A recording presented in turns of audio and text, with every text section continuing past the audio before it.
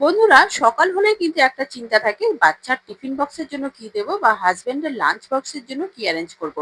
তো সব সমস্যার জন্য একটাই সমাধান আজকের এই রেসিপি।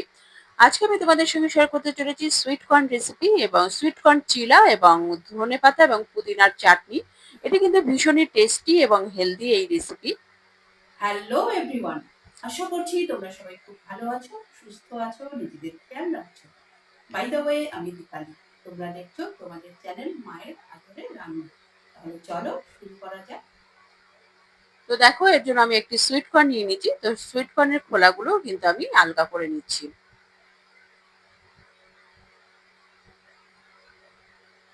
আলগা করে নিচ্ছি মানে খোলা থেকে আমি সুইট কর্নটাকে বার করে নিচ্ছি। তো দেখতেই পাচ্ছ অনেকটাই খোলা থাকে। তো সেটাকে বার করে নিয়ে আঁশগুলোকে আমি পরিষ্কার করে নেব ভালো করে।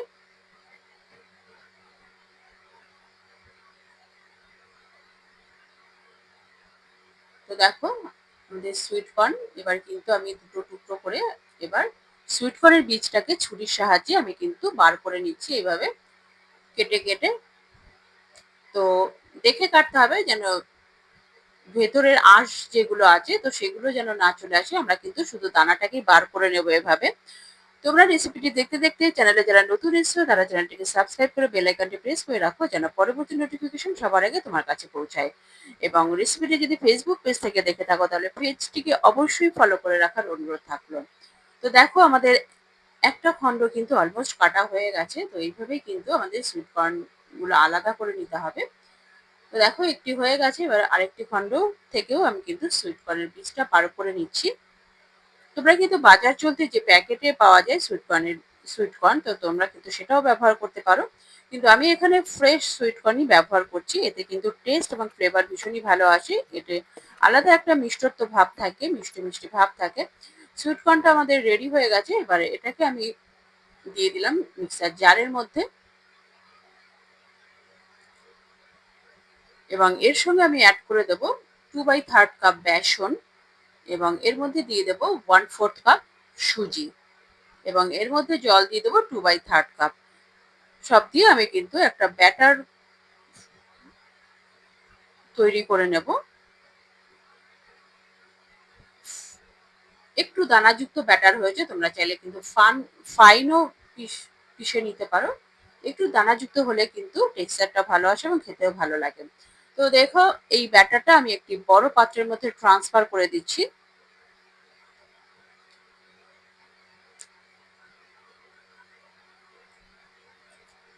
এবং এটাকে আমি একটু ফেটিয়ে নেবো এবারে।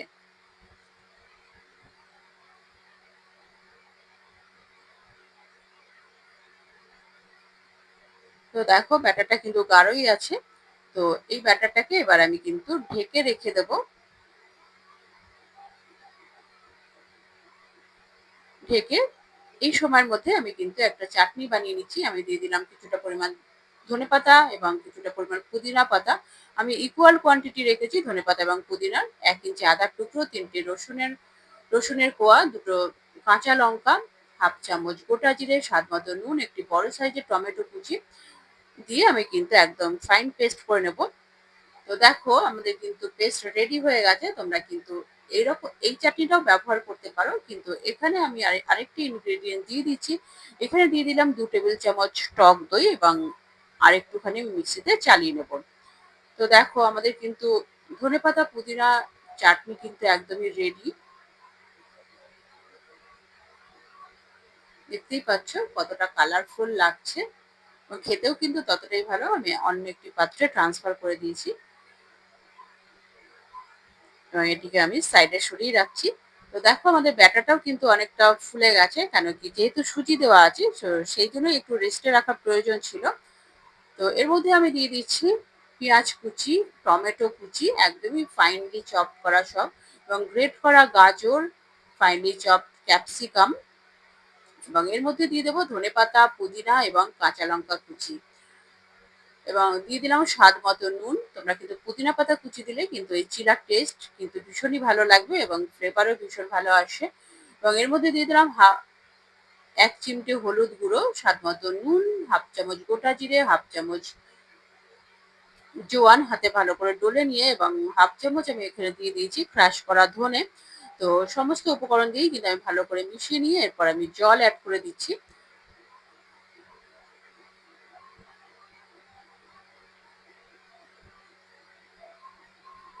আমার এখানে টোটালে সোয়া কাপের থেকে একটু কম জল লেগেছে টোটাল প্রসেসিং এ। তো দেখো আমাদের কিন্তু ভালো করে ফেটিয়ে রেখে এরপর আমি একটি ফ্রাই প্যানের মধ্যে তেল ব্রাশ করে নিয়ে এর মধ্যে ব্যাটার থেকে দু হাতা মতো দিয়ে দিয়েছি। তোমরা তোমাদের পছন্দের শেপ অনুযায়ী করে নিতে পারো, মোটা পাতলা। তো আমি এখানে একটু মোটা সাইজেরই রাখছি। এতে কিন্তু খেতে ভীষণই ভালো লাগে। তোমরা কিন্তু চাইলে পাতলাও করতে পারো আর একটু ব্যাটারটাকে আর একটু পাতলা করে। তো সেই ব্যাটারও কিন্তু আমি ব্যবহার করতে পারো। তো দেখো ওপর থেকে যখনই ড্রাই হয়ে আসবে তখনই ওপর থেকে একটু তেল দিয়ে দিতে হবে এবং সাইডেও আমি তেল দিয়ে দিলাম। এরপর আমি কিন্তু উল্টে পাল্টে ভেজে নেব। ফ্লেমটাকে কিন্তু একদমই লো রাখতে হবে, না হলে কিন্তু সবজিগুলো কুক হবে না। এবং যেহেতু মোটা চিলা তো একটু কুক হতে সময় লাগে, ক্রিস্পি হতে সময় লাগে। তো একটু ধৈর্য সহকারে মোটা চিলা বানালে করতে হবে। তো পাতলা চিলার ক্ষেত্রে একটু কম সময় লাগবে, কিন্তু লো ফ্লেমেই করতে হবে, মিডিয়াম টু লো ফ্লেমে। এভাবে কিন্তু উল্টে পাল্টে আমাদের কিন্তু চেপে চেপে সাইডগুলো স্পেশালি আমাদের কিন্তু ভালোভাবে ভেজে নিতে হবে। আমাদের একটা চিলা কিন্তু রেডি হয়ে গেছে। তো এরপরে আমি কিন্তু নেক্সট চিলাটা বানিয়ে নেবো। সামান্য একটু তেল স্প্রেড করে দিচ্ছি আমি। এরপর একই প্রসেসে ব্যাটারটা দিয়ে দেবো 2 হাতা মতো। তোমরা কিন্তু 1 হাতা ব্যাটার দিয়েও কিন্তু একটু পাতলা চিলা বানিয়ে নিতে পারো। তো আমি এখানে একটু মোটা মোটাই রাখছি। তো আমার স্পেশালি একটু মোটাই ভালো লাগে। তো ওপর দিকটা ড্রাই হয়ে যাওয়ার পর আমি কিন্তু একটু তেল ছড়িয়ে দিচ্ছি ওপর দিকে এবং সাইডের কিনারের দিকে। এতে কিন্তু ক্রিস্পিনেস ভীষণ ভালো আসে। এইভাবে কিন্তু উল্টে পাল্টে আমাদের কিন্তু চিলাগুলো ভেজে নিতে হবে।